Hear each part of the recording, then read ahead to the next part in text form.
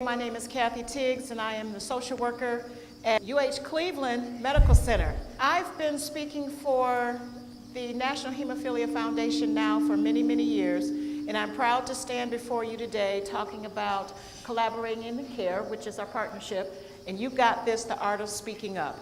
It's about advocating for your family, advocating for your children, and we're going to get started shortly as soon as this young man right here introduces himself.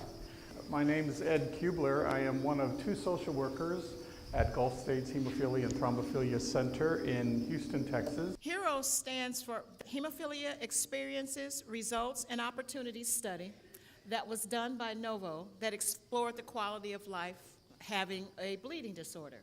It was an international study, and the findings that we are working from are those findings from the United States. Collaborating in Care is an NHF educational initiative, and it's supported by an educational grant from Novo. We are here to talk about those topics that are present in your mind, those questions that you want to get answered. So we would love for you to start us out by just picking a topic that you feel you need a little bit more information on, anywhere from emergency care, self-care, social media, so that we can get the audience participation and help give you some answers. So, who wants to go first? Who wants to give us the first topic of discussion? Don't be shy. Pain and depression. What, that was pain? Depression. Pain and depression, okay. So this is a really, really important topic, and it's probably why it made the list of 9. Up here we see a pain scale. We look for ways to measure people's pain. This one might be more for kids. They like to have faces and things like that. For adults, they actually have you rate your pain on a scale, often from 1 to 10. So this right here is an example of that. For the gentleman who picked this one, do you have any examples you wanted to say about dealing with pain, how pain affects your life, your family? I guess I was looking a little more on the depression side of it. Okay. Obviously, I guess the pain can cause depression, but I just... Yes. So you're interested in the depression part. Anybody else in here struggle with or know somebody that has issues around depression? Yeah, there's a lot of hands in the audience. So let's talk about that for a few minutes. All of these slides will start out with a little bit of background so you understand where they're coming from. And you're absolutely correct, they're often linked. That people in pain often become depressed. We see that a lot in our patients that have a lot of chronic joint pain. It's not uncommon for later on or during one of our clinic visits, they come in and their mood has changed, or their family is saying, I think my husband, my child is depressed. So actually they are linked pretty close. I know one thing about depression is that it's something that's really difficult for someone to self-evaluate. Does this person recognize some of the signs and symptoms that you recognize? And if they don't, how are we able to get them to recognize that things are being affected in their lives? You're talking about losing weight. Other things are affected by depression, like their employment and their interaction with family, and their ability just, depending on the depths of that depression, their ability to even get up and get out and do the normal things. If a person is having pain and depression issues, I think it's important that they, start getting help, right away, even before. Right away. And you said that a person that's depressed, they do other self-medicating things? Yes. Are you talking about in place of therapy, we might choose something like alcohol or drugs, or what other things can self-medicate? Shopping. Risky behaviors, yes. So how do you get from someone else recognizing your depression? Because a lot of times we feel, okay, I'm just not feeling well, or it's just the pain, or I'm just going through a bad place right now in my life. How do we get from there to getting someone to get help before they turn to alcohol or some other type of self-medicating stimulus? What do you do? Can you force anybody into therapy? Can you force anybody, as a social worker, can we force anyone to follow our recommendations or follow through with a therapist or even an assessment? Right. So what are the answers when you have that type of depression where people aren't moving off of that place? And you might see an increase in some maladaptive behaviors like alcohol or something like that. What do you do? What have you done? Maybe find a person that they identify with, that they're very close to, that seems to have an influence on them. Okay. For example, like if it's an older person, say a grandparent, maybe a grandchild, might have a little bit more influence than, say, their own children. You know, someone like that, someone that's very significant in your life that you are likely to listen to. All right. So somebody that I know, somebody that I'm comfortable with, somebody that I'm going to listen to. What else? Yes, ma'am. Maybe find somebody that's going through the same thing and they can share their own experience, strength, and hope. Yeah, they can share their own experience. I think if you listen to the collection of information, starting with this gentleman here, it's really pretty common. It's very difficult to talk about. It's very difficult to pinpoint what it is exactly, but what's noticed is there's a change in a person's personality, there's a change in how they're able to engage, and that's what becomes really difficult. And it really is the whole family. It may be one person who has some depression, but it's really the whole family that's affected. And one of the reasons that we talk about it, and we could do a whole session on depression, but really what this does is it gets you all thinking, and we look for you to begin to talk about where does that fall. Having a chronic illness, lots of people with a chronic illness at some point during that process of their illness and treatment, they can get depressed, and it can affect the quality of their life. We do lots of measurements and tests. We have very short depression tests that we can give people, and that allows us, the professionals, to begin to intervene and help. Certainly when it gets to a point where you're concerned about somebody's well-being, then getting some outside help, going to a therapist, a social worker, starting with your social worker at the treatment center and reaching out and saying, I think we have a problem. Can we talk about it? And that stays confidential. It stays within your family, and that together, part of your team, we can help or get you to the right person. Because we all know depression can lead to even bigger things. Depression can lead to someone hurting themselves or taking their own life. So it's really important to not just think it's going to get better. There are medications that really help, that are short-term. Some depression is situational, and within a few months on the right medication, you can actually find your way back until the coping skills that person needs come up to speed with what they're handling in their life. That's really what we want to see happen, is that their coping skills for some reason can't meet the demand or what's going on or what's happening with them, so they end up sort of falling below the line of function. And so that can be done also. So certainly something to pay attention to. What if you can't get that person to go outside to a professional? What if they're that down and depressed that they won't even leave the house or go and talk to someone? How do you get them up and out? So the question is, what if the person is so depressed they can't or won't go out of the house? Again, that becomes something that is more serious. And so it takes some intervention. If there is family members around, you're going to notice those things first. And of course, if you understand a little bit about depression, it's hard for them to do that. It's not even that they don't want the help. It's that they feel so bad in their depression that they don't know what to do next. It's almost like your mind is a little bit cloudy and you're not functioning the way you need and want to. So it's up to those people closest to them to make the appointment, to get them to someone and start that process. If they live alone, then it actually, gets a little bit more difficult because there isn't anyone there that's noticing the changes. But definitely that's where intervention from family and loved ones really helps, is that you take the step for them until they get what they need and get to a place where they can get back to themselves again. Because for most people that are depressed, they really do want to get back there. They know there's something not right, but if we're looking at a chemical imbalance in our brain, not producing enough to do what we need to function, then it's looking at and seeing how can we help with that. There are a lot of medications that are pretty easy to take. It's finding the right one. Professional, a psychiatrist or your doctor can talk to you about that. When it gets to that point, it's someone stepping in and saying, I'm going to take you to the doctor.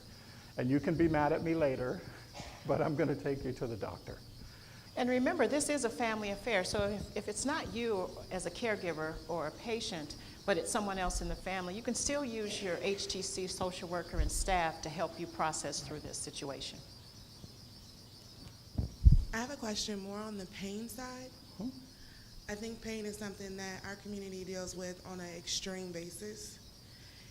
And, you know, is there any kind of advice that you have for the people who, you know, even have small kids or the grown guys who have been through courses of pain medication to help while they're bleeding, and now they're immune to it? Now they're trying to find out more homeopathic medications or either other types of non-traditional ways of dealing with their pain. But then they come up to a certain point.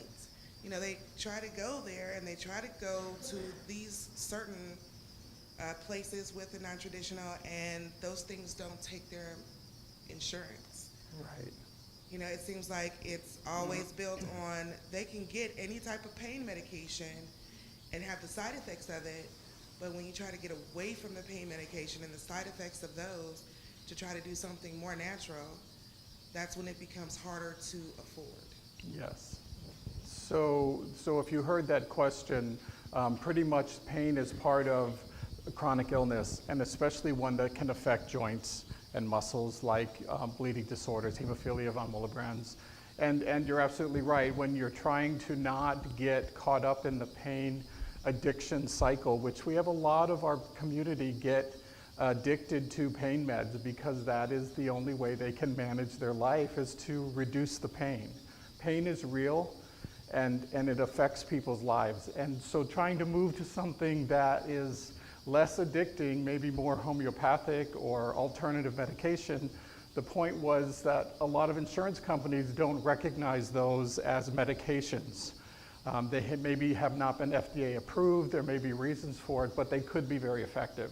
So again, with your doctor, certainly making sure they're going to be the right ones and they're not going to get involved with messing up other medications, but having to pay for them is an issue, because insurance, until they recognize a medication or one of those kinds of alternative medications, they won't pay for it. So it becomes a dilemma of how do we do this to avoid one side of dealing with pain and taking so much that it actually causes another problem, and being able to get some other kinds of alternatives that might be more functional but less addicting. I do know that in time, with things being proven and tested, insurance companies will pick them up on their formula. I don't know if anyone else has had any good experience with that. Pain is a really, really big deal in our community. And it needs to be talked about and brought up, which is one of the reasons why it's here. And when you have these meetings, those are the kinds of things you can ask for, is having a whole session on dealing with pain. There are some people that do this all the time. We send our patients to pain clinics because our doctors are not comfortable writing the level of pain meds that someone needs because of joint pain and arthritis and all of those things. So they send them to a pain clinic who then helps them regulate their pain meds, and they can compound or mix some medications together that do a little bit more what you're talking about, but it's all legal and often paid for by insurance. So a lot of times I know clinics and treatment centers reach out to the experts, because our hematologists are not experts in pain management. They can do a certain level of pain and pain treatment, but they're not gonna take on the really big stuff, which is often where our patients end up sometimes because of tolerance and those things. And we also have to make sure we pay attention to, once you're on pain medication and become dependent on that medication, it can turn into addictive behavior, like he said. And as a family, you're the first to recognize that behavior. And you're the first to recognize that we have to use something else other than our pain meds. And there are new things out there that we talk about, even at some of the conferences, talking about imagery or other distractive methods in order to relieve your pain. But the bottom line is, like you said, the pain is probably still there. But pain medications can lead to something bigger. Even in Ohio, we're having a huge heroin, from pain medication to heroin addictions going on. So that's some serious stuff there. And you are the first line of defense. And sometimes we prescribe medications and we know not what we do, and we know not how it's affecting inside the house because we're not there. So that's another way that you can help us to help you to get you to our pain management teams and to pay attention to how many people are prescribing for you also. You bring up a lot of good points, but I want to clarify a few things. First of all, pain medicine, taking them does not automatically lead to addiction. It's a very small proportion of people who have trouble controlling that usage. The greater proportion of people who might need it actually do very well. The other aspect is to recognize that pain medicines are not the only way to manage pain, that there's a lot of other resources out there where behavioral health can help you view how you perceive pain and how you can address it. And then the last thing that nobody's brought up yet is the importance of taking your factor. Because when you take your factor, you minimize having a bleed, which causes pain, right? But by, say, doing prophylaxis, you're not going to have that acute bleed episode, which causes pain. By making sure that you continue on your factors, such as with prophylaxis, it helps control some of that everyday pain experience as well. So it's a very personal experience that requires individual therapy, and what works for one person may not work for another. And that's where you have to get involved with your treatment center, with behavioral health, to find out what combination of therapies will work for you. Everybody ready to look at something else? Again, these are designed just to sort of highlight some of these and really get an idea where we need to continue to educate and talk about these at meetings like this. Is there another one that looks interesting? The 504 plan and IEPs. We'll start with the 504. So as you can see, it starts with a little cartoon. So what is a 504 plan? Here is a brief explanation of it. It's for kids going to school. Every child has the right to have a 504 as long as the institution or school they go to receives any kind of federal funds or state funds, even if it's only $1. If that's all they get, then they fall under this 504 plan. It spells out the modifications and accommodations. So for example, in having a bleeding disorder, a 504 plan allows the school to make accommodations for your children or your child to help them in their learning. It's not like an IEP, which we'll get to in a little bit, which is more about learning disabilities and issues more around how someone's brain functions, and it could be from issues or other kinds of things like head bleeds. But for 504, it's for really any child. If your child has a bleed and has to stay home for more than a couple of days, well, they can fall behind in homework, they can fall behind in the things they need to be doing for school.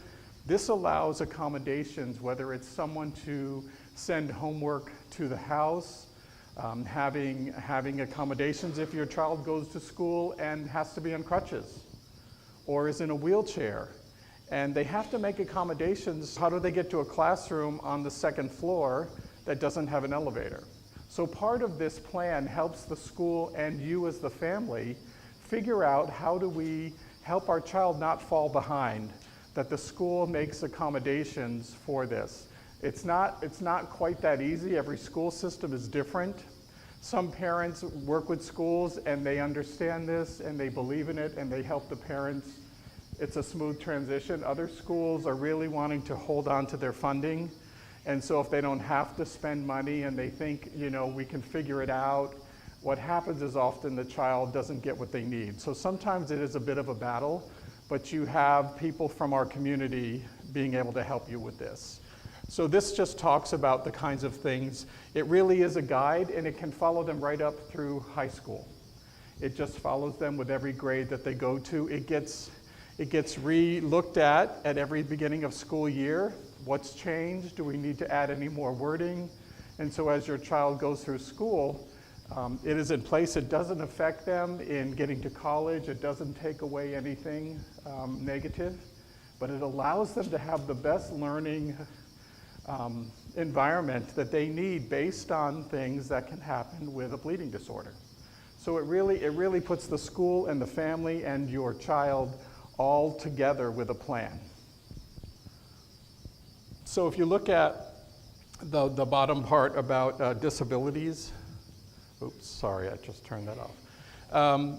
Then it says it's a physical or mental impairment that substantially limits one or more major life activities.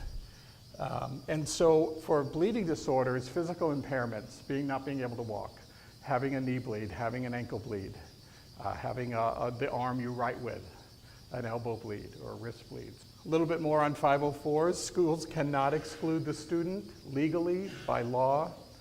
I believe this falls under the Disabilities Act. They have to be able to set up a 504 for you. If they are a private school and they receive no funds from state or government, then they don't have to do this. But if your child goes to any kind of public school, then you can go in at the beginning of every year and set this up. There's some paperwork, and it really outlines anything your child might need through that school year. It gets tweaked and adjusted throughout the year if needed, but even more so at the beginning of the next year. Any questions? Anybody have a 504? Yeah, how is that working for you? Yeah, either one. Go ahead. Nice and loud, or we'll use the mic. That was like the best thing I could have done for my daughter. Best thing she could have done for her daughter. You really have to advocate for your kid on this. I mean, you have to all the time. But on a situation like this, Delaney's missed 5 weeks of school this 9 weeks just due to health, and she fell head first off of monkey bars. And this, they have to accommodate you. The schools have to accommodate you on this. Her 504 plan is 12 pages long, not just for her bleeding disorder, but other things. And I had an advocate brought into the school because at first they kind of weren't working with me. And I'm like, it's legally binding. You have to get a 504 plan for your kid. Yes. Because this could save them in Yes. years to come. If they've missed months, they can't fail you. They have to bring in in-home instruction, tutors. They are the ones that have to do it. Yeah. And they actually have budgets for this, but any money they don't spend from that budget or that pot of money goes into other things. So a lot of schools think if I can hold on this and sort of get by, then they don't really step up. And it is a legal document. They have to do it by law, and sometimes you do need to have someone come in and really help with that. They don't like it when you say, do I need to get an attorney? They don't like that because they do know the law. If the school hasn't had that situation come up, then you're going to be learning together and we'll be educating each other. Did you want to say anything? Well, I think one of the key things about a 504, and this is what was important for me for my daughter, we set it up very early, is that a 504 is you're eligible for a 504 in any school that receives the public funding, but from age 3 to 22. And I didn't think that was as important. And I know that there's a lot of parents that I've done this for my child for many years, but I know that there's a lot of parents that hesitate to send it up because they're like, oh, well, my child's not that severe. They don't have as many bleeds.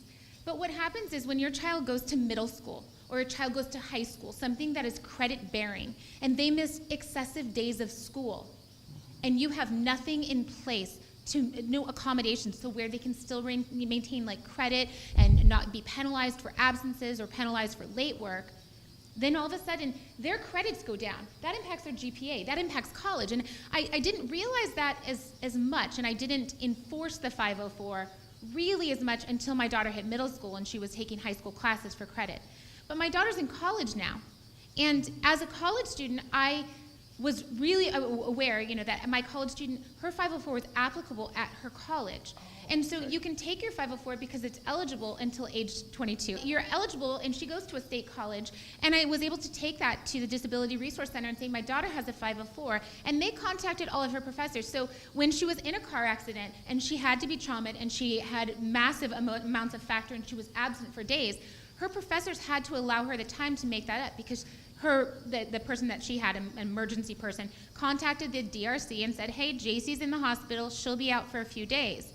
They contacted her professors. Even if there was a policy that said no more absences or anything like that in college, they have to make the exception. It is the law. Once a 504 is set up, it is a legally binding agreement. And so that's what I found very valid, is that it's good from 3 to 22, and that's what we used for my daughter now who's in college. Yes. And thank you for clarifying that up through college. And the other thing that's really important is if your child is a mild, and usually they do really well, and then they get a bleed, and it gets out of hand, and they end up really either in the hospital or out of school, and that one time, and that's not in place, now you're looking at trying to figure out how to not fall into some of the issues the school has with their rules of attendance. So we really recommend that every child with bleeding disorder, in this case, should start with their school and set up a 504 and get that in place. It takes a little bit of time, but it's a plan up to 12 pages, depending on some of those things, but it could be less than that. But once it's there, then you have it in place. It's kind of like your insurance, you know. Once you have your healthcare insurance, it's there to do its job. Okay? Yes. The question.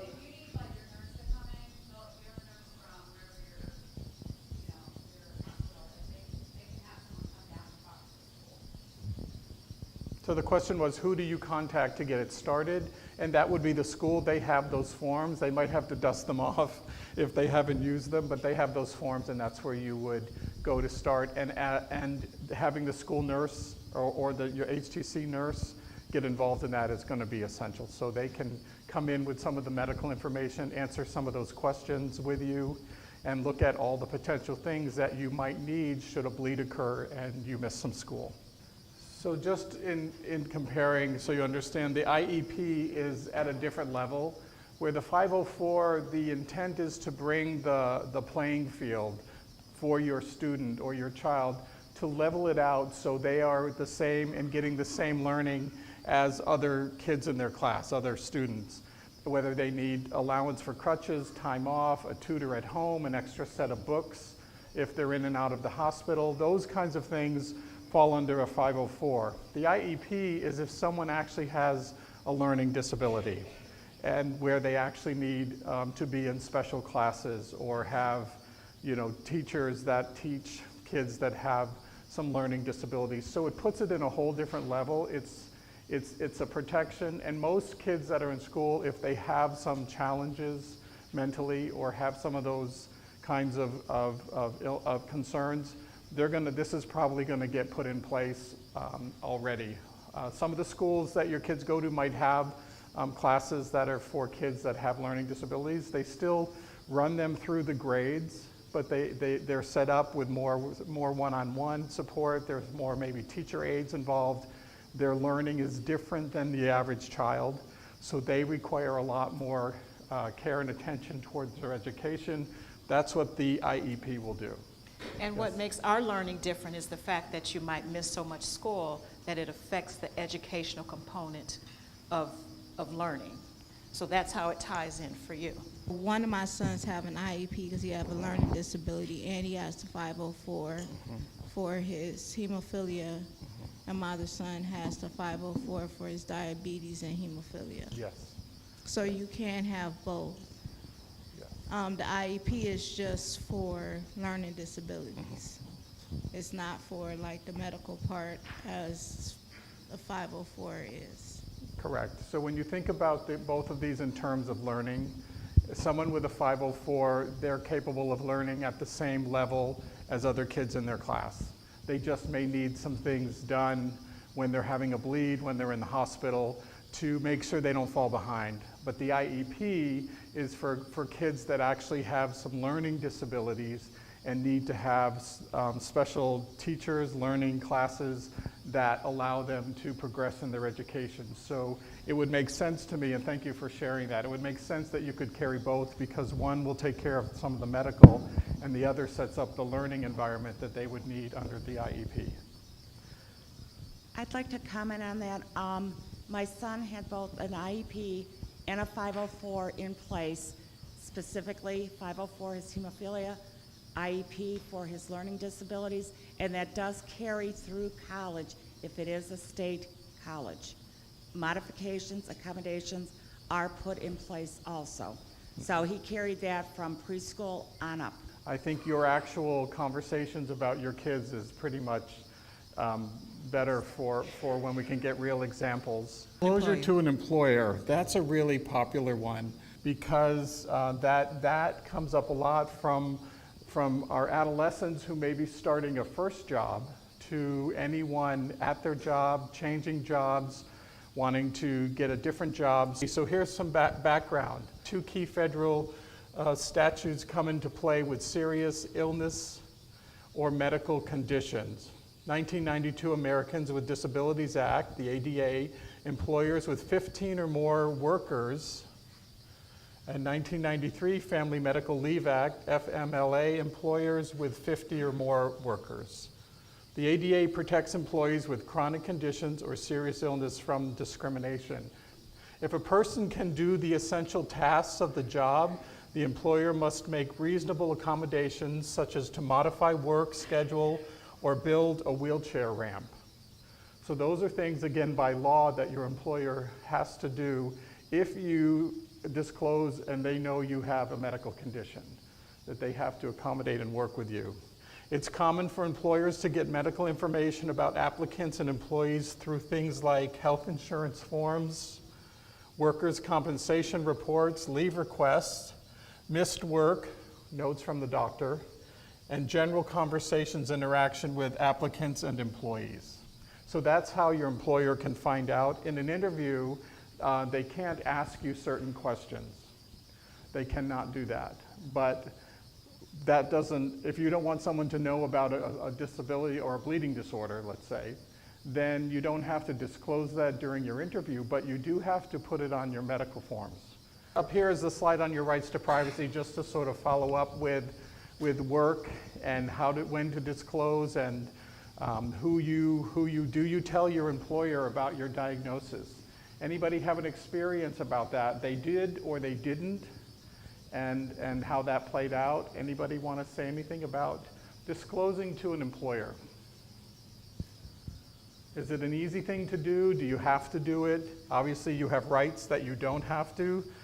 So very important. And we had a lot of conversation around this the last time I did this session in Pennsylvania, and it was a young person going after a first job.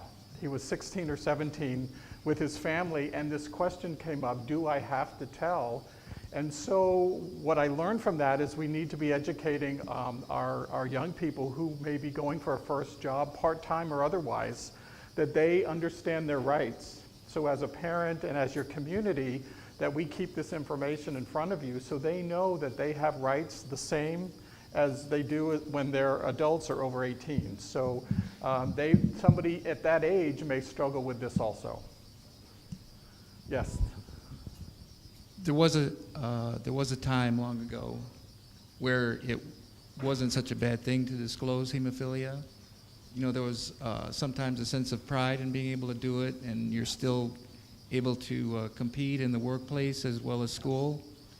But that changed when HIV came around. And that was pretty much the age of silence after that, for me. Yes. So, you know, I did it when it was, you know, not such a horrible thing. Yes. Better just to, you know, keep quiet.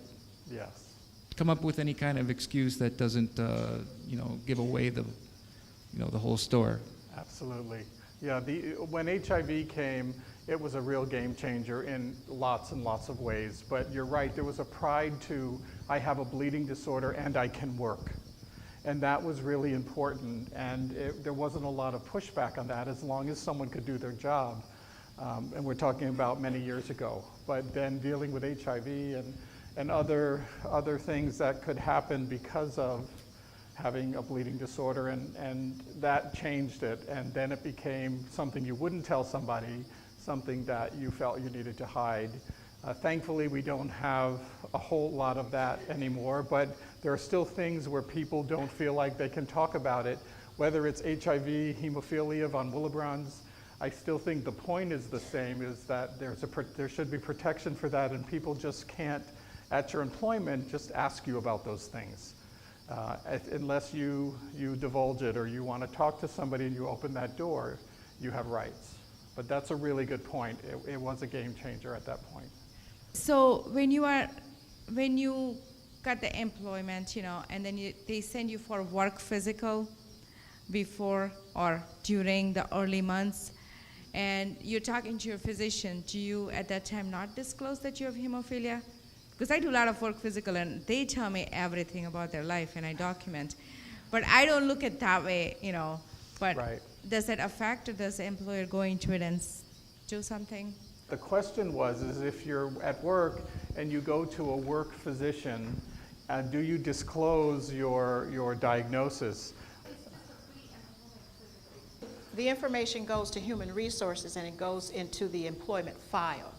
And the work physical is basically just determining, are you fit for duty? Are you fit to do the job that you've applied for?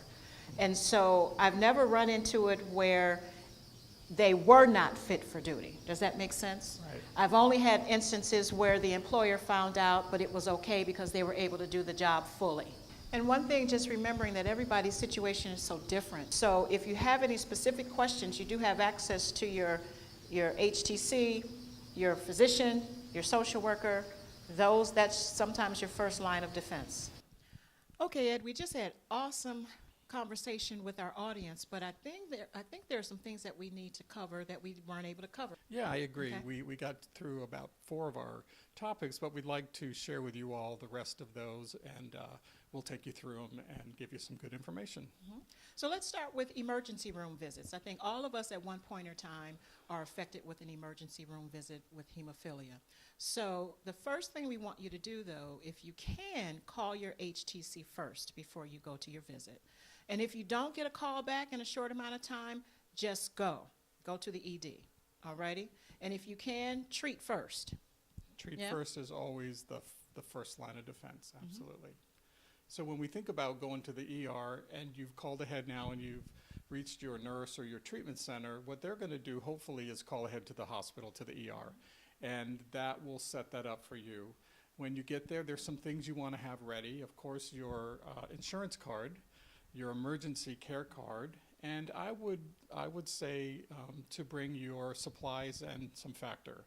Some hospitals will let you infuse and others may have policies about that, but you always want to be prepared in an emergency. What about those hospitals that do not allow you to infuse your own factor? That's where it can get a little bit more complicated and it can take a little longer.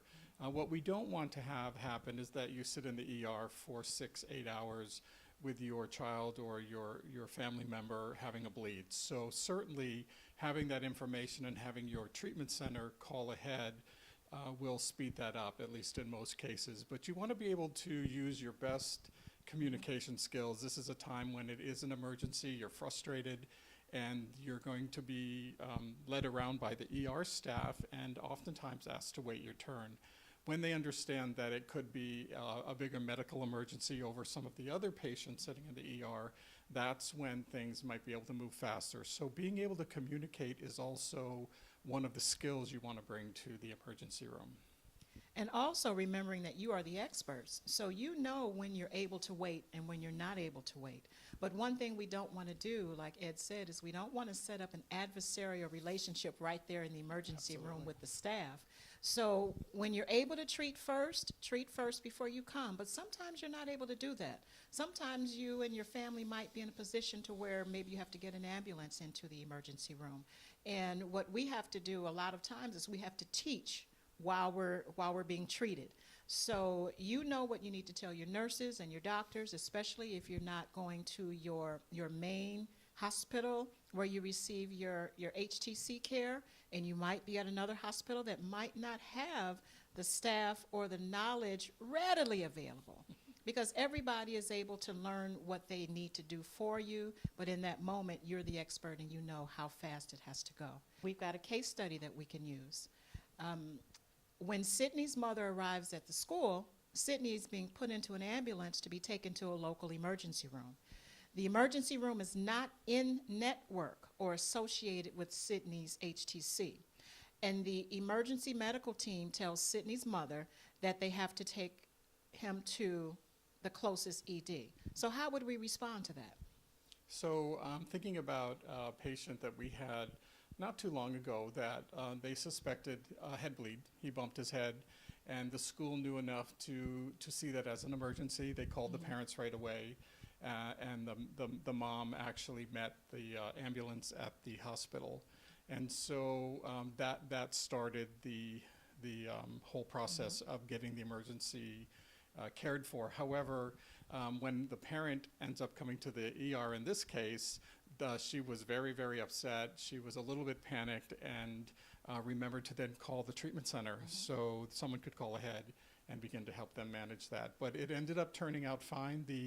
The time waiting was under 2 hours, which was really good, and ultimately it was not a head bleed. But in those situations, the school was prepared. They knew what to do. So as part of your preparation for emergencies, they can happen at school as well. So there's a lot that we can talk to you about as far as emergency care, but the one thing we want to leave you with is making sure everyone is prepared. So if an emergency happens at your home, what's the preparation? If an emergency happens at school, like Ed just gave an example, how do they need to be prepared? And then all of those folks around that are helping you to provide care, that they're ready at any time for any emergency. Yeah. Okay, so how about child care? So when we think about child care, that's going to be where parents leave their toddler child or even an infant with someone else to manage their care while they're at work or away from home. And that is often a lot of stress for the parents. Yes, it is. This is a newer baby, newer child who hasn't really gotten ready for school yet, and they really need to have the child care staff understand what emergency could look like and be able to understand what happens if they believe the child got hurt. And one thing, before you place your children in the care of anyone else, and you've been doing this their entire life already, is you've been vetting the process. You've been looking up the school. You've been talking about the credentials of the teachers. So when we're talking about childcare, we're talking about walking away from your child, sometimes for the first time, in a daycare situation, and you being comfortable that they're able and ready and willing to provide the care that they need throughout the day to protect them. Especially when you have a child that might have a port, that can be a place of stress, hoping that during the day another kid doesn't bump it or play with it, right? Yes. So what do you do in the situation when it's a home care provider? You're talking about when someone comes into the home to care for your child. Yes. So it would be a similar process. You want to vet that person really well. There's some questions on the slide that you'll see in this presentation. You want to know their experience with kids, with children, taking care of children. Hopefully they come with a resume or some experience of taking care of children in the past. You'll want to know if they know how to handle an emergency. Are they trained in CPR and some of those skills? And that then as the parent, you have instructions that you leave for them that they understand, one, about your child's bleeding disorder, and then two, what to do in an emergency. And three, just to really communication again is the key, Right. not to panic, but to call the parent and then also begin to handle the emergency. Right. And if you're using a family member, we want you to give them that same type of interview that you would give a professionally trained and licensed center. Because sometimes as a family member, we can take certain things for granted, like we might know certain things. We've already been around the child. I've already been around you as my brother or my sister and my nephew, and I know how to take care of him. But when I'm alone with my nephew and something happens, I also need to know certain things that I might not need to know when mom and dad are around. So, like Ed said, there are some resources at the NHF website that you can get, and you can have some lists of some questions.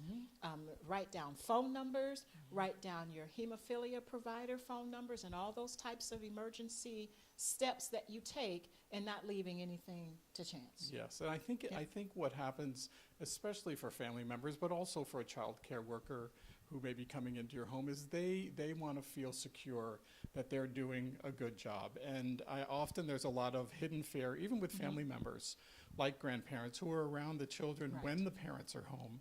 But then when they're by themselves, all of that comes into mind. And so I think it really relieves that when you take some time to talk to them about how to take care of the child, how to handle a bleed. Some of our grandparents have even learned how to infuse. So that's been really, really nice if that can happen. Now, let's do a case study. Let's talk about Carol here. Carol is trying to find a babysitter to care for her son, Tommy. Tommy is 4 years old and has severe hemophilia A with an inhibitor. So her chapter has suggested that she call a local older woman who takes care of special needs children, and the woman cannot take on another child to babysit at this time. So she says her 21-year-old daughter, speaking of family members, is a college student and is trying to earn extra money. And her daughter has limited direct experience with hemophilia from helping her mom from time to time. So we talked a little bit about the steps that we would take, but 21-year-old daughter, is she old enough? I would say so. So really it's not about the age, because at first they started out with a local older woman, and now we've got our 21-year-old daughter. So is it more about the information rather than the age as far as choosing someone to provide care? Yeah, I think it speaks to what we were just talking about, is allowing this 21-year-old to be able to feel safe and comfortable in that role of caring for a child with a bleeding disorder, or any child.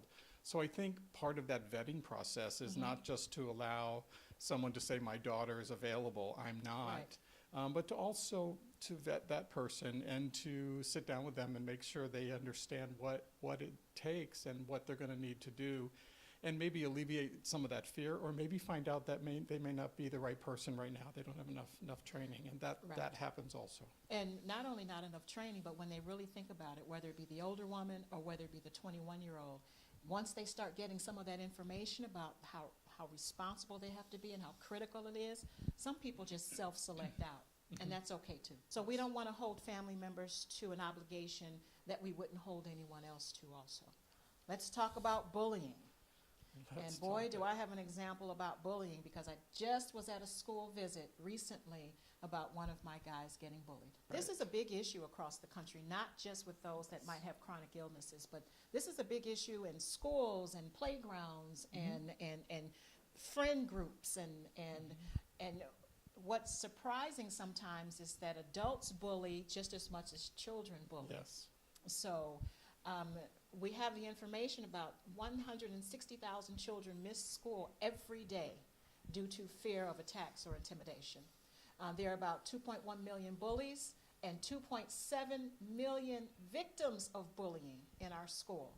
That's a lot of kids missing school. How many of you have had that experience of bullying? And when we ask that question, really more than half the audience raises their hands. So That's right. It really is a topic that we need to pay attention to, and then overlay a bleeding disorder on that, and we can have some discussion, because the bullying can also be from the person with the bleeding disorder. We assume initially it could come from somebody bullying them because of having a bleeding disorder, or something about them that's different and perceived weak. But we have some patients at our center where they were the bullies. And it may have been just to stay ahead of that, or they were a bigger child, but let's talk about that in both ways. That's true, as well as in that audience where you ask who's been bullying, it's surprised to see how many adults raise their hand and how emotional they still are about their bullying episodes, maybe 10, 15, 20, 30 years ago. So that's why we have to get on top of bullying now, especially for our kiddos with hemophilia. And one of the things, before we get to our case study about Megan, one of the things that was important in this topic was bullying from teachers and coaches, and specifically with coaches. A lot of our kids have reported back, either at their treatment center visit or to their parents, that it's been the coach who doesn't believe them or has picked them out from the rest of the team because they've had to miss, especially with some of our young girls, and that maybe their bleeding cycles. Yes. So you can't see an injury, you can't see anything, but they're going to the coach saying, I can't play today, or they're having severe cramps, or anything that can happen with that. Right. And so what's been happening in those situations is they're not believed. The coach doesn't believe them, so they call them names, and the student ends up walking away, one, feeling really bad about themselves, and then second, doubting Right. everything, and possibly withdrawing from the team. And they would go home and say, I don't want to play soccer anymore. I don't want to play this sport anymore because of the teacher, and that's a little bit harder to get to. And not only while they're in the middle of that bullying episode, the other students are hearing that. Yes. So now the other students have ammunition, and it's like, oh, then they start making fun of that student outside of the gym or outside of the field where they are. Yeah. A great example is I've got a kiddo, 10 years old, in one of the local schools, and someone overheard him talking about his bleeding disorder. A student did. And he was talking about his bleeding disorder with someone that understood. They weren't making fun of him. And he was very excited about the fact that somebody understood. But the person who overheard the information only got pieces of the information. So with pieces of the information, they ran and they spread it throughout his entire grade. And so him being already shy, and this was the first time back into a school setting because he had been homeschooled, it just totally blew the entire process of us trying to put him back into a mainstream classroom. Yes. And so right now we're talking with the principals and we're talking to the teachers. We've had a meeting with the entire teaching staff at a staff meeting, which is good to get into a staff Yes. meeting. And Yes. they had dealt with a student with hemophilia before, but they had not dealt with this one, and we know that some situations are different, as well as this is the first time bullying had been placed on top of that diagnosis. Wow. The other thing we're seeing, and some of you in the audience probably know this, is the cyberbullying, bullying through emails and texts, which can be equally as damaging. The difficult thing is it's not someone right in your face. Right. So there isn't necessarily a physical threat, but people will write things in a text or an email that are much harsher than they might say in person. That's right. So there isn't the physical aspect, but a very, very damaging bullying that is happening in that way also. So I know parents are monitoring their kids' texts and phones. They're paying attention to who their friends are, but even more so, paying attention that if you're noticing a change in your child's behavior Right. and something that they can't quite put their finger on, something that I think is important is to begin to look in that area, because it may not be happening physically at school where someone's threatening them, but they may be getting text messages or someone is bullying them in that way, and then singling them out, and now you know you can reach hundreds of people with that one comment Yes. or that one episode, and that can be devastating to It can be to devastating. anyone, but to a Yeah. child. And hundreds and thousands of people will know the information in an instant. Absolutely. You can't take it back. You can't contain it within a school setting or a home setting.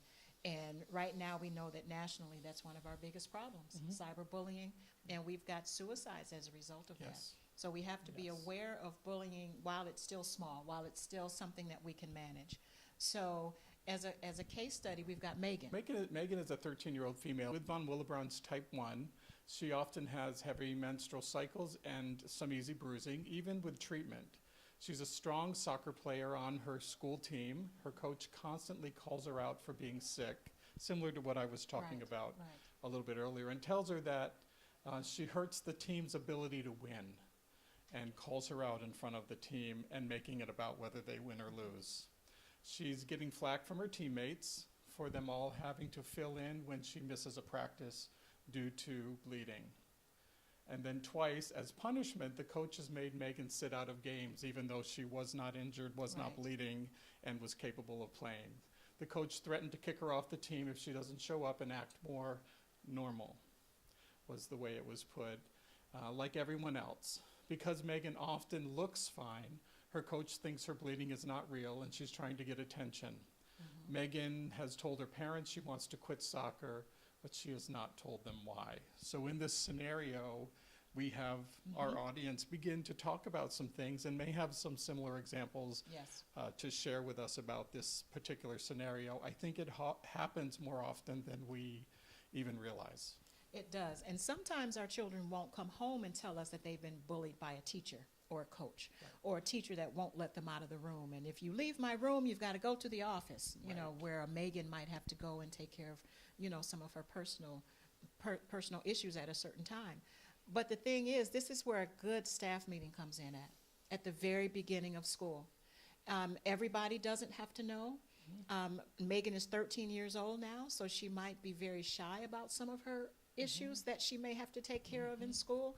So it's very personal, but at the least, having a teacher and the coach one-on-one conversation with a parent involved so that Megan won't be singled out once again when she's trying to get help, because sometimes she might not know what to say or how to say it to get her needs met. And I think the fear is for the 13-year-old is now my mom or dad is going down to make a big deal out of this. So part of keeping that away from their parents was to not have that overreaction. So I think as a parent, it's important to handle the situation, to have the conference, to meet with the appropriate people, but also understand from your child's perspective, it feels like it's bringing even more attention to the situation they're trying to make go away. Right. So it's very difficult and sensitive, and as parents, just to keep all those pieces in mind as you're dealing with an incident around bullying. Very delicate.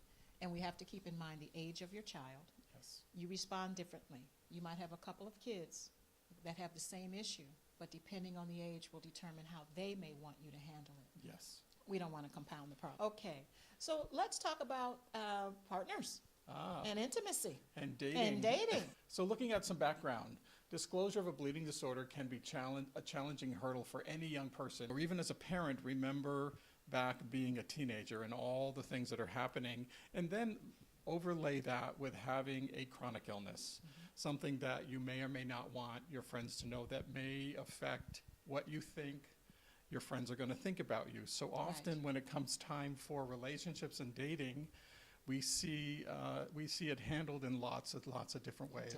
Yeah, it's hard to figure out, should I tell or should I not tell? I like this person. I like this girl. I like this guy. And what are they going to feel about me? Because all of their lives so far, they've had to think about their immediate situation. Should I disclose? Should I not disclose? Yes. And as kiddos grow up, this is one of the first and most important things in their lives, starting those intimate relationships. So it's no longer a buddy relationship. It's, this might be the person that I might marry. Do I tell or do I not? So developing social networks is very important. Developing friendships, and those friendships that are going to last for a lifetime are very important. So what do we do when it comes to someone that we really like and that we really want to stay with? And when do you determine, when do I tell? I think the message here is it's really personal. It's a very personal decision on who you talk about your chronic illness, your bleeding disorder with. And in some cases, we also saw in the sessions prior to this, where we talked a little bit about depression. Well, holding back on this or being afraid to talk about this with peers, with someone you might be interested in, can lead the adolescent to withdraw some, not feel like that they're like everyone else. They start missing those important times around dating and socializing, and can actually lead to some depression. So something for parents to pay attention to, that usually that starts around maybe 13, 14, depending on the child, and depending on the family, when the idea of a relationship and dating, I know, gets defined by families in a lot of different ways. When I ask our families, what age is a dating age for your child, they will say 30.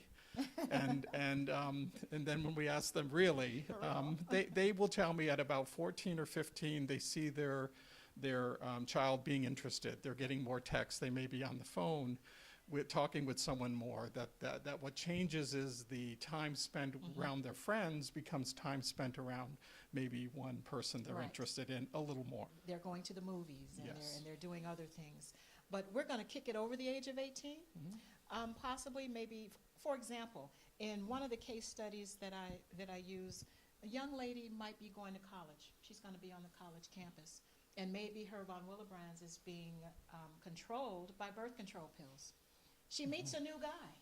Now, whenever somebody hears birth control pills, they think about, okay, she's been sexually active. She's only 18, 19, 20 years old. So she might be afraid to reveal that. So how do you bring something like that out to someone new that you've met? My birth control pills are not because I'm sexually active, but they're to control my bleeding, which is really real for a lot of our young ladies. Yes. So how would they handle a situation like that? First of all, I'm a young lady and I'm interested in you. I've already got birth control pills. Are you really going to believe that they're for a bleeding disorder? Yeah, I think so. So it probably ties in to the piece about disclosure. You know, at that point, when do you tell someone that you may be interested in or you're interested in dating, because it would relate to that. Because of my bleeding disorder, taking birth control pills is part of what controls the bleeding. So being able to disclose that opens up the door for that conversation and remove the myth that I may have been sexually active Right. for a long time, but actually it's a medication now controlling That's right. a bleeding disorder. And the doctors would have probably already given her the language to use. We call them birth control pills, but in actuality, it's what's inside of that pill Yes. that Yes. we can concentrate on Yeah. and teach her how to be able to educate others on that. Yes, and as social workers, we see that at our clinic when they come for visits. And part of what we can do, and your HTC team, is to help you with that language to talk about when it's time to date. How do you talk to someone you're interested in? And I know when we start at our center, some of our young girls as young as 10, 11, 12, Yes. when they're starting their cycles, may be put on birth control pills. That's a really big topic for Yes. the parents, because the parents also then think, does this give my child permission to be sexually active? And so there's a lot of conversation and dialogue about this being a medication, and what's in the birth control pills is what's controlling the bleed. So it really helps and starts in the beginning there and may help further down the line. Joe has a lot going on here. He's a 22-year-old man with severe hemophilia, target joint that gets stiff and painful, and he sometimes favors one of his legs a bit with a slight limp. He's going to college. He's a senior who lives off campus, and he's about to finish his undergraduate degree in computer science. He wants to get a professional job in the high-tech industry. He hopes to find work that will keep him off of his feet and prevent more damage. Joe wants to date, and he has a crush on a number of young women throughout his time in high school and on college. So he's personable, he's funny, he's smart, he keeps stopping himself from letting things get too serious because he dreads having this conversation about disclosure. And the stress and the worry about coming clean about his bleeding disorder and his infusions and possible restrictions, the physical activities, has grown over the years, and it's starting to make him feel depressed and hopeless. You probably have some ideas of things that Joe could do to address this, and I think again it comes around to him being comfortable with his diagnosis, helping him find the language, because really everything gets upped a little bit more when it's somebody you're interested in, That's when right. there's a crush, That's right. because nobody wants to be rejected. Nobody wants to feel like they're not good enough, especially when the heart is involved. So I think it opens up some conversations about that, and how do you even practice? Like maybe you practice that. That's a good practice, isn't it? And you mentioned a thing about rejection, and then I'm going to move to the next one, but some of our kiddos have been rejected for a long time Yes. throughout their school history, their Yes. friendships, and relationship history. And by the time you get to be 22 years old, sometimes you're probably just saying, I'd rather not deal with it. So I'd rather just not disclose Yes. and stay in my little corner without someone. But step out and try it, because there are a lot of people out there that understand and that are willing to live a lifelong, have a lifelong relationship. It's part of transitioning. We all have to transition, not just those that have a chronic bleeding disorder or a chronic disorder, but we transition from our teen years into adulthood, and we go from mom ordering factor, we go from someone else making all the decisions about what we do and what we don't do, to making those decisions on our own. So providing self-care. The steps of transition for pediatric to adult care in most HTCs begin when the patient begins to be 12 to 14 years old. Right. Some HTCs start a little earlier, like I do. I'm asking questions about, as if they were on their own without mom in the room sometimes when they're 8 or 9. And then it continues into their 20s, and that might be different across the country. A partnership between the patient and his or her parents in the HTC needs to be created and carried on through care from childhood to adult, right? Yes. Yeah. And it says families needs to develop strong and open lines of communication with one another and within the transition process, and what that means to their family system. Yeah. Because it's different for all families. It's just not one formula for every family Correct, through the yes. transition. And moving into young adulthood, I'm way past that, but we've got a lot of kiddos moving into adulthood. It does present some challenges. Yes, it does. And if you Yeah. think about what the whole word transition means, it's moving from one place to another. So having a new baby is a transition, getting that baby through toddler school. And then we look at later on when we really want them to be prepared as young adults with their chronic illness. And that's when we start looking at these kinds of things. And the treatment center is one of the pieces of the puzzle, but also educating our parents to be able to let go. Because a Right. lot of times they've been the caregiver for years since birth, and it's been their job, it's been their responsibility, and then passing that baton to their adolescent at a time when they're not sure they're going to be able to handle it, that is the process. And so it's really important when we talk about this to begin to think about how is that going for you? How is your child or children learning self-care? Everything from hygiene to managing a bleeding disorder is all about health care, and that when they do go to college, whether Right. it's staying at home or leaving home, are they fully prepared for what that means when we're talking about self-care? Right. Ordering factor, being able to infuse, being close enough to the medical facility at a college if they get a bleed and have to get across campus. That's right. Could be challenging. So there's things that we help at the center prepare our young adolescent or our older adolescents as they prepare for becoming an adult at 18 years old. We have to prepare parents just as much as we have to prepare the kiddos. And it's okay if you're having difficulty letting go, because you have been providing 150% of care. You've been their advocate. You've helped them through the bullying process. You've helped them through all of that. And now you've got to let go.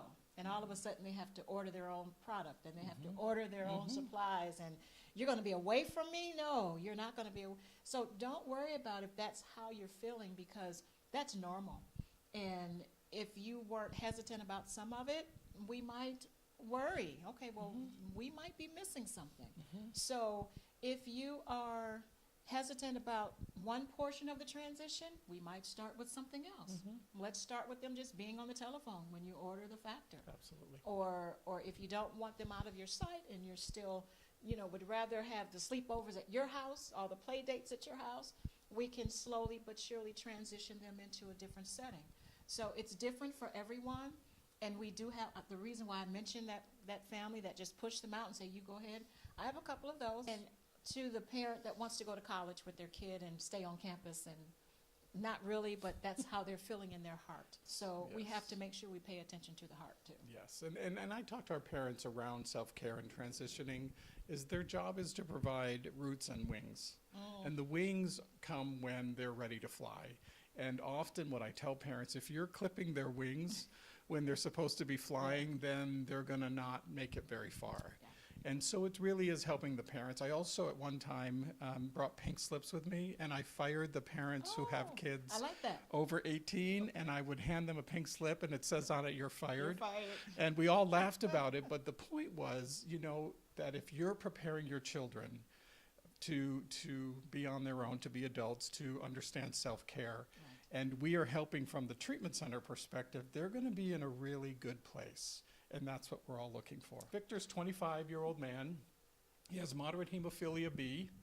He has 2 to 3 bleeds each month, which is kind of a lot. Victor has an associate's degree from a local junior college. He's working as an assistant manager at a department store.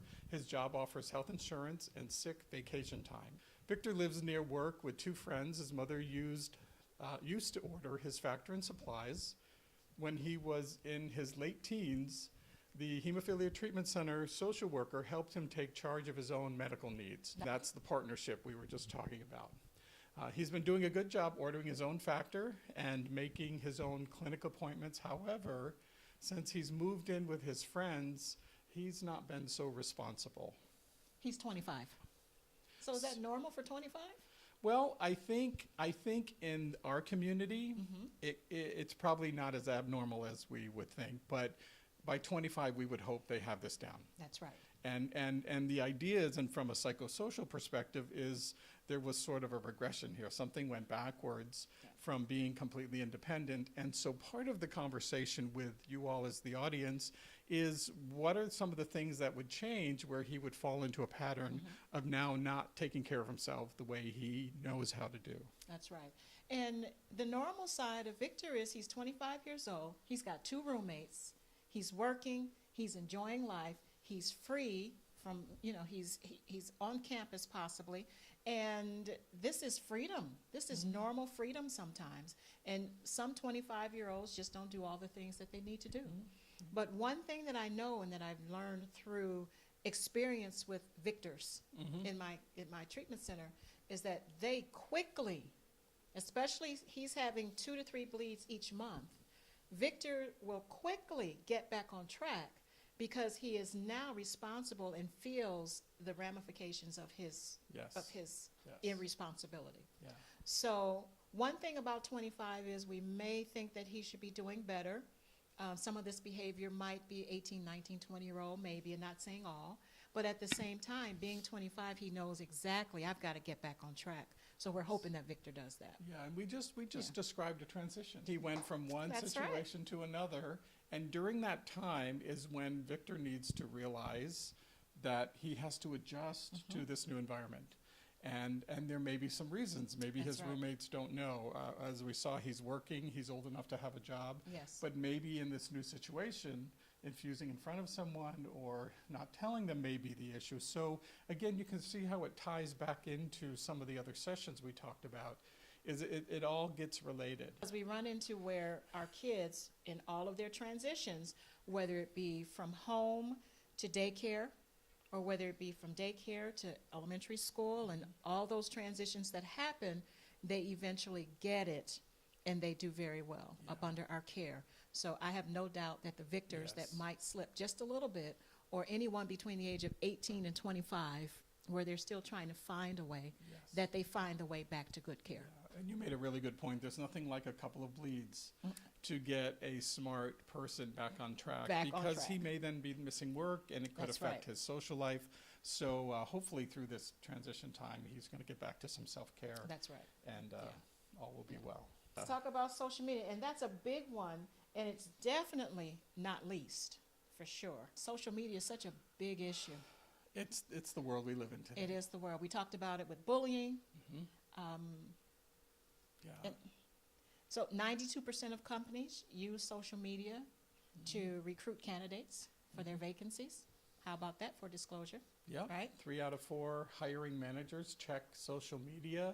They look at your profiles, they look at Facebook page, and I often tell our young people in the leadership programs that I do is even your email name, if it has some crazy name in it or something you think is really cool and fun and sexy, may not be the one you want your future employer to read, because they're going to make a decision about that. So we start educating our young people that once it is out there, It is out there forever, and it is everywhere. 1 out of 3 companies reject job candidates based on something found on social media. It never goes away.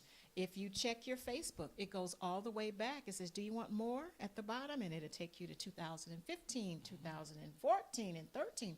So things that you've posted, pictures that you've posted, they're there. Yes. And also social networking can be used to strengthen a job seeker's profile online by highlighting their skills and strengths. So we want to teach anyone who's using social media to understand the positive aspects of it, that it really can work in your favor. It just takes a little forethought and really pay attention to what it is that's out there. And then information that a person provides on social networks regarding employment skills and job readiness needs to be consistent across all social networking sites. So you want to make sure that if you're part of, I don't want to name any names, but if you're part of one and you say that these are my skills and my competencies, that when you go to the next, that it's Yes. consistent. Yeah. Because employers do look at that. Yeah. So Don's 21 years old and has severe factor VIII deficiency. He recently graduated from a prestigious private college in the Midwest with a degree in business. Last spring, he had several promising interviews with job recruiters who came to the campus. He felt his chances of getting hired were excellent since his grades were always high and he performed very well at his internship. So far, though, Don has not received any job offers. What are you starting to think about that? What could interfere if we're talking about social media? Here is a real promising candidate that you would think anyone would want to hire. So maybe let's look at this a little bit further. I know. Don joined a fraternity. Which is okay.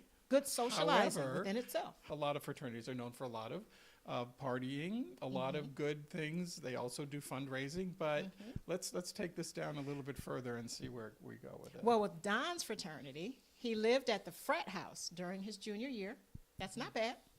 There were some wild parties, at the house that year. And some of the action ended up on Don's social media page in forms of videos and photos. And this is exactly what you were talking about. Yes. And at the time, he thought it was cool to share the drinking games and other party antics with his college and high school friends. But recently, a friend told Don about how companies have staff who looks at the social networking sites Yes. to determine your character. Now we have, again, an upstanding young man who got in a fraternity, which in itself, It's not not a bad everybody thing. gets in. However, fraternities do have parties, and they have certain things that happen in fraternities, both positive and probably, in this case, with some videos, maybe not as positive that you would want someone to see it in your profile. right. But we know young people are doing it. We know that everybody's taking pictures and selfies and all those things. So as parents and for our young people is to begin to think about this in a different way, that it's not just the moment, it's That's not right. just the party. Now we can't be responsible when someone tags you in a picture. Someone That's else right. has taken the picture, they've tagged you in it.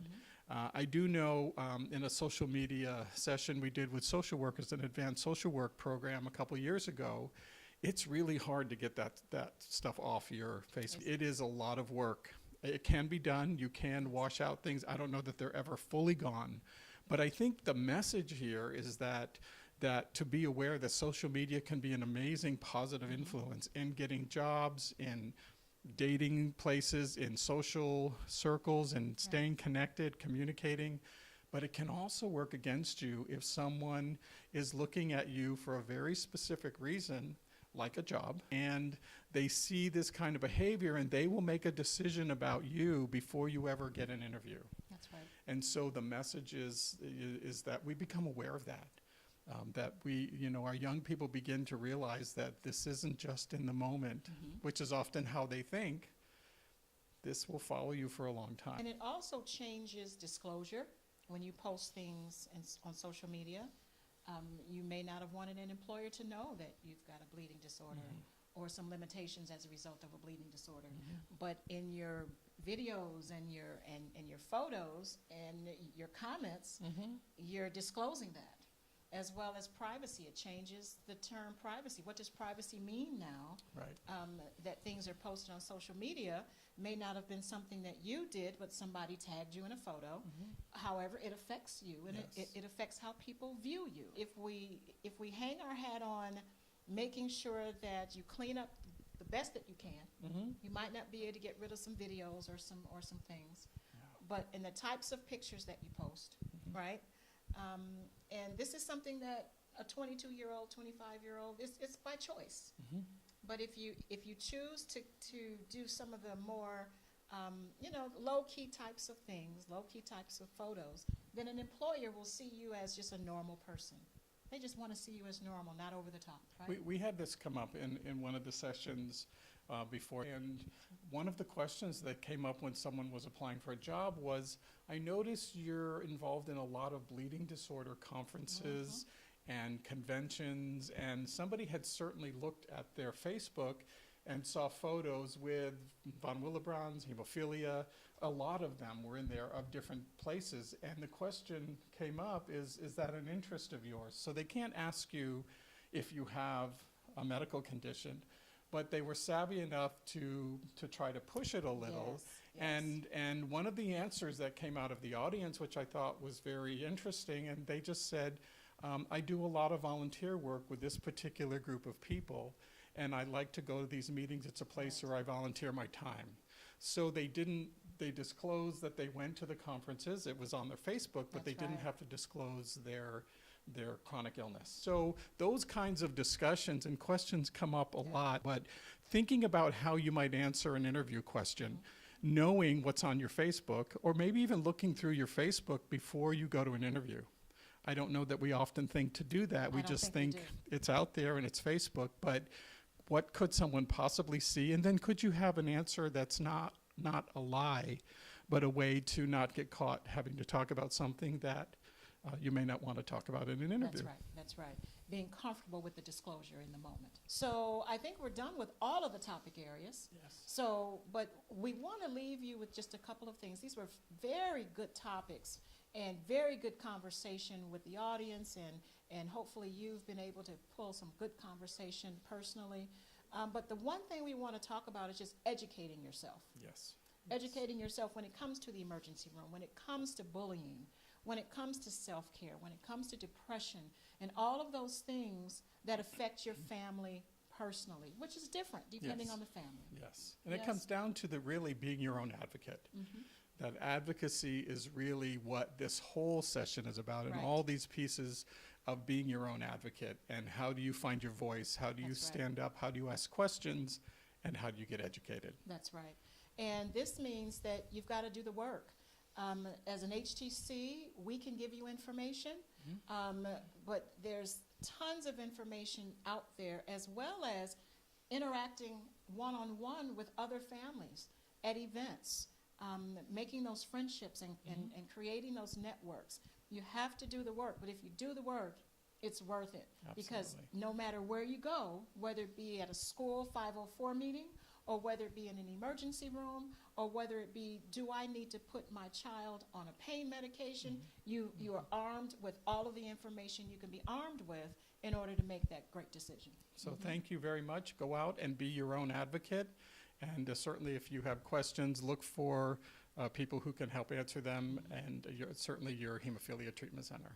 And being prepared, that's one of the things that an advocate has to do. They have to be prepared, and that's part of doing the work and educating. And a big one here, Know the law. And especially when we're talking about possible discrimination because of some range of motion issues, or you're having some problems walking or something like that.